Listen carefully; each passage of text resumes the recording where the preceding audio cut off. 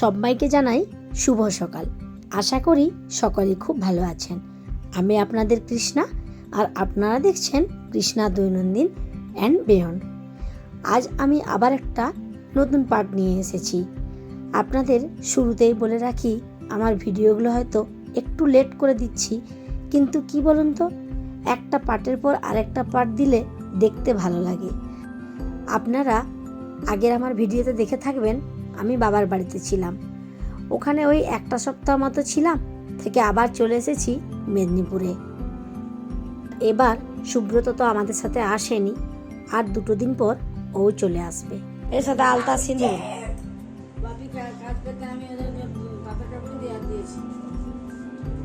শাড়ি, শাড়ির সাথে ব্লাউজটা সবুজ ব্লাউজ। হ্যাঁ চলো এখন 2 বেজি থেকে গেছে, 2 বেজি একদম সেম সেম দিয়ে মানে অনেকটাই সেম মিশে আছে। 2 বেজিটা ভালো, 2 বেজি থেকে আমরা বেশি দিই। এখন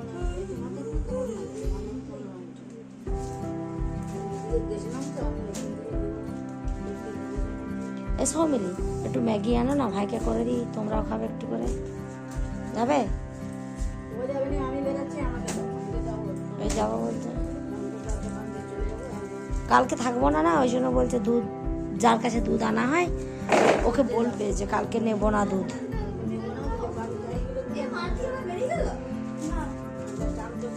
এই শাড়িটা দেখে আপনাদের মনে হতে পারে এটা কিসের শাড়ি, কারণটা জানাচ্ছি।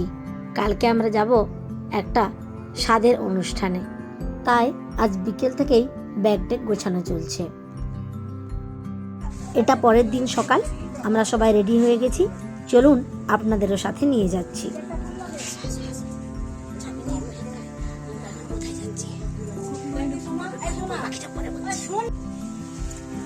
অদ্রিত, ট্রিপ যাচ্ছি। আচ্ছা নামো, স্লোলি স্লোলি বাবা, বি কেয়ারফুল।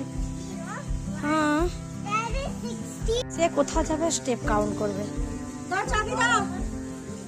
চাবিটা, ও ছোটদা চাবিটা।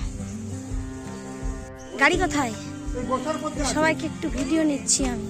এটা বড়দা, এটা আমাদের বড় ম্যাডাম। নতুন মুখ, মানুষ একঘেয়েমি একরকম মুখ।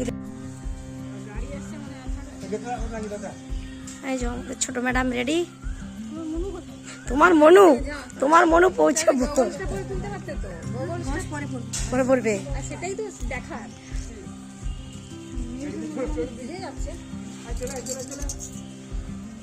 চলো let's go papa, let's go, we are গো।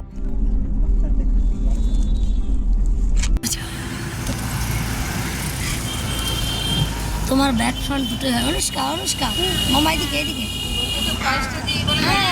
যে আমরা না না, আমরা এই যাচ্ছি, এখান থেকে যাচ্ছি। দাও, আমি কত ভয়েস দেবো।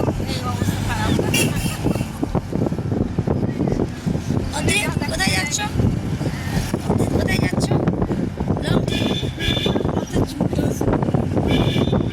দুবার মাথা ধরেছি।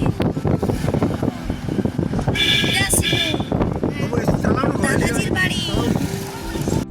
বলছে এসি চলছে, তোমার ফিল হচ্ছে না?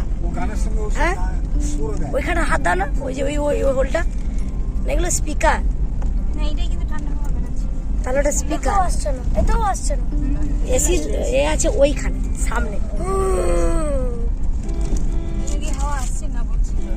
তো যাবো না তোমার সাথে, শুধু আমার পিছনে তোমাকে যেটা সাইড করে এসির হাওয়াটা পাচ্ছি না আমরা। না, একটু পরে বুঝতে পারবো। কিছুটা এসেই অনুষ্কার শরীরটা খারাপ লাগাতে ওই চলে গিয়েছে মাঝে। আর অদ্রিত একদম সামনে, ঝাড়গ্রাম টাউন, তাই তো জায়গা চলে যাচ্ছে।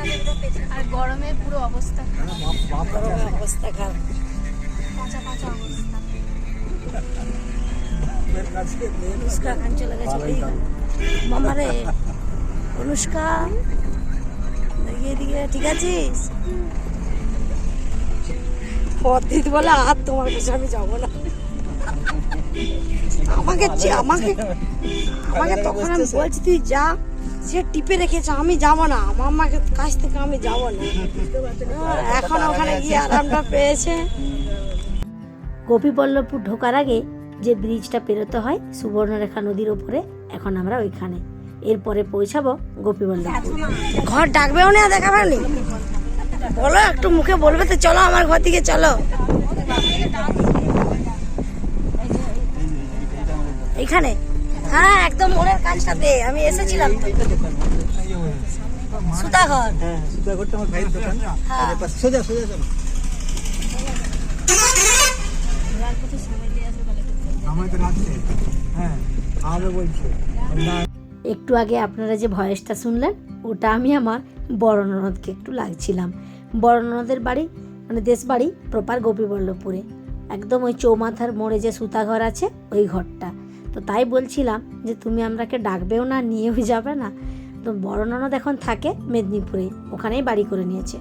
আর বড়দাদের এই পুরানো ঘরটাতে আছে তার ভাইয়ের ফ্যামিলি আর মা মানে মাসিমা। আপনাদের সাথে বকবক করতে করতে আমরা পৌঁছে গেলাম আমাদের গন্তব্যস্থলে। এটা গোপীবল্লভপুর থেকে আরও 8 কি 10 কিলোমিটার ভেতরে পিড়াশিমুল বলে একটা গ্রামে।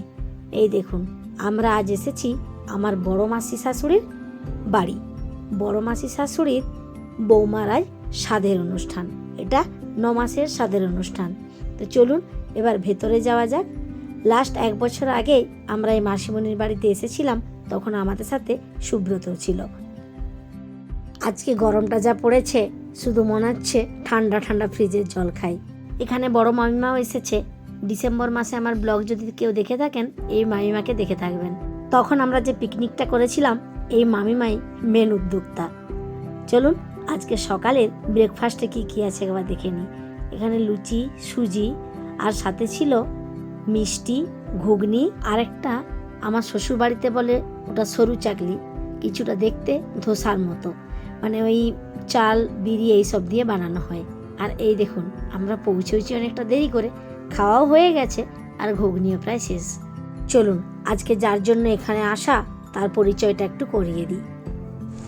আসতে পারলাম না বিয়ে বাড়িতে।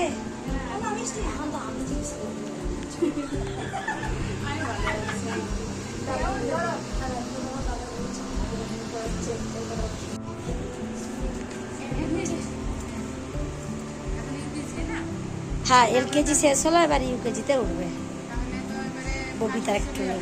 এই যে আজকের মেন আকর্ষণ এই ববিতা। ববিতার সাথে এটা আমার প্রথম দেখা। বিয়ের পর থেকে ও ছিল দুবাইতে, এখনও আছে, ভাই ওখানে আছে। এই প্রেগনেন্সির কারণে ও চলে এসেছে। আজকে এই পুচকিটা দেখুন কি কিউট লাগছে। এই ভাইয়ের বিয়েতে আসবো বলে সব কিছু ঠিকঠাক করে নিয়েছিলাম, টিকিটও কেটে নিয়েছিলাম, কিন্তু একটা কারণবশত আসা হয়নি।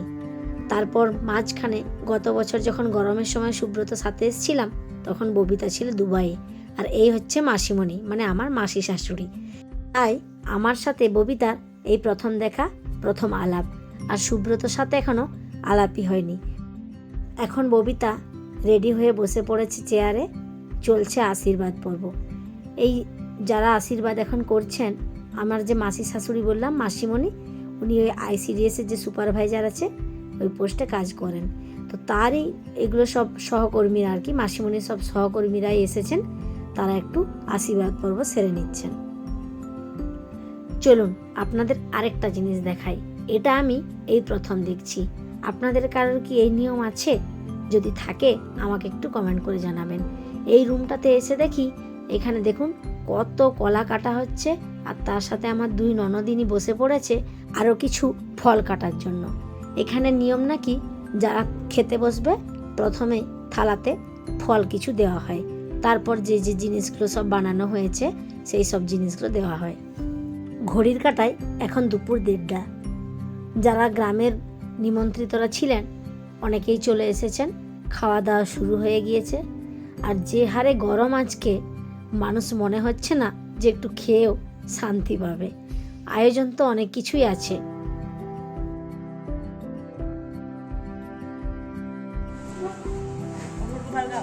অদ্রিত, অদ্রিত কি আছে দেখেছো? অদ্রিতের নজরটা কোন দিকে দেখেছো? দেখবে অদ্রিত তোমার no no wait wait ice cream আনছো। তুমি এসো, তুমি চলে এসো, আন্টিকে বসতে দাও।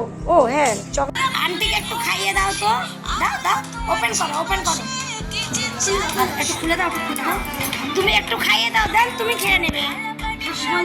আলো খেয়ে নেবে, হ্যাঁ দেখো না, একটু খাইয়ে দাও আন্টিকে।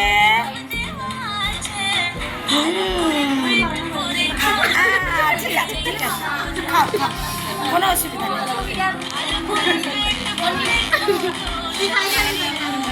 তোমাকে আরেকটা এনে দেবো না পরে খাবে আইসক্রিম? আজকে কি পরিমাণে গরম সেটা অদ্রিতকে দেখে বোঝা যাচ্ছে। জামা তো এনেছিলাম এটা ওটা পরাবো বলে, কিন্তু ওই হাত কাটা জামাটা পরেই বসেছে। এতটাই গরম আর জামা চেঞ্জ করলাম না, আর সব সময় মাথা থেকে এক এরকম হারে ঘাম ঝরছে। ভাই এখনো দুবাইয়ে আছে, ও আসতে পারেনি। এতটা দূর থেকে আসাটাও সম্ভব নয়, কারণ আর হয়তো কয়েকটা দিন পরেই বেবি হলে তখন একবারে আসবে। আর এদিকে অদ্রিত আইসক্রিমটা একটু খেয়ে সে বলে আর খাবো না, এখন বসেছে ওই দুবাই থেকে আনা চকলেট। বাচ্চাদের তো এমনিতেই নজর থাকে চকলেটে, তাই যখন এই প্লেটারে সব সাজানো হয়েছে সে শুধু দেখাচ্ছে আমি আইসক্রিম খাবো আর চকলেট খাবো। তাই দেখুন আইসক্রিমটা ছেড়ে দিয়েছে, এখন এক মনে চকলেটটা খেয়ে যাচ্ছে।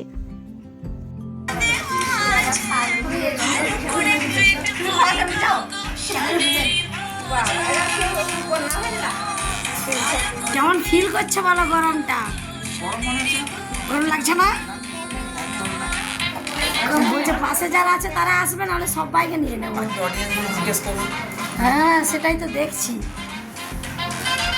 জলের বোতলটা দিবি তো? দাঁড়াও আমি হাতটা ধুয়ে এলাম, আমি একটু খাই দিই। মামা খাবো আমি হাত ধুয়ে খেতে হবে না হলে যে বৃথা যাবে এত সব করা খাটনি জানি কিসের রুচি লাগে টক খেতে স্বাদ জাগে সব শেষে খেয়েও চাটনি থালা বাটি সাজিয়েছে ডালে মাঝে খেতে যা যা ভালোবাসো সব দেওয়া আছে ভালো করে পেট ভরে খাও স্বাদেরই মজা ভালো করে পেট ভরে খাও স্বাদেরই মজা অদ্রিতের অবস্থা খারাপ হয়ে গেছে, ঘেমে নে একাকার। অদ্রিত এটা কে? এটা আমার ছোট ননদিনী। ছোট ননদিনী এখন দিচ্ছে খেতে, খাইয়ে দিচ্ছে নাকি? তুমি বলে দিচ্ছ? দেখো শরীর হচ্ছে পাপা। বোনদের সাথে পটল, স্টিল নিচ্ছ তো? বলছি বোনদের পটল তার সাথে ভাত, কি সুন্দর কম্বিনেশন।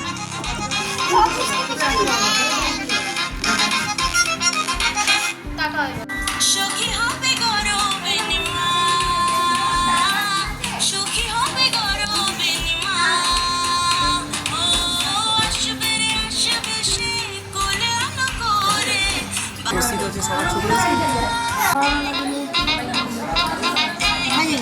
আমার বড় ননদিনী খাচ্ছে।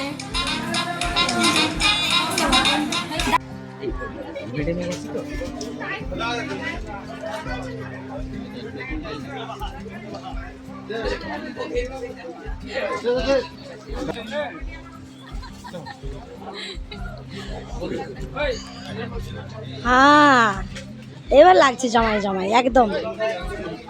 সামনে সামনে আমার জামাই ষষ্ঠী আসছে, বলো।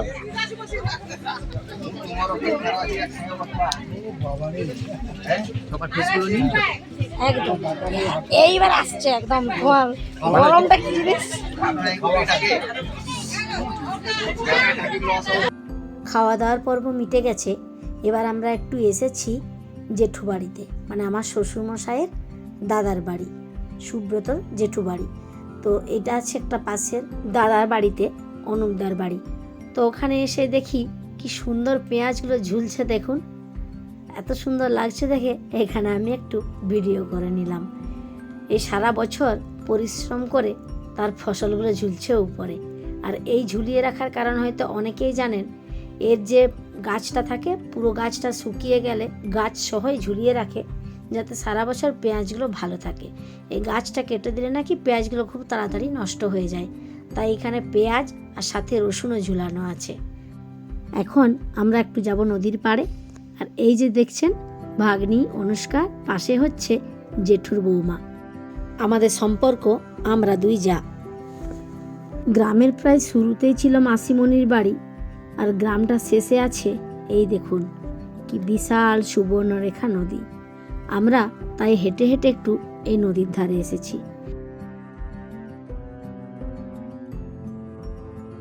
এবার আবার মেদিনীপুরে ফেরার পালা। যে গাড়িতে এসেছিলাম সেই গাড়িটা আমাদের সাথেই ছিল।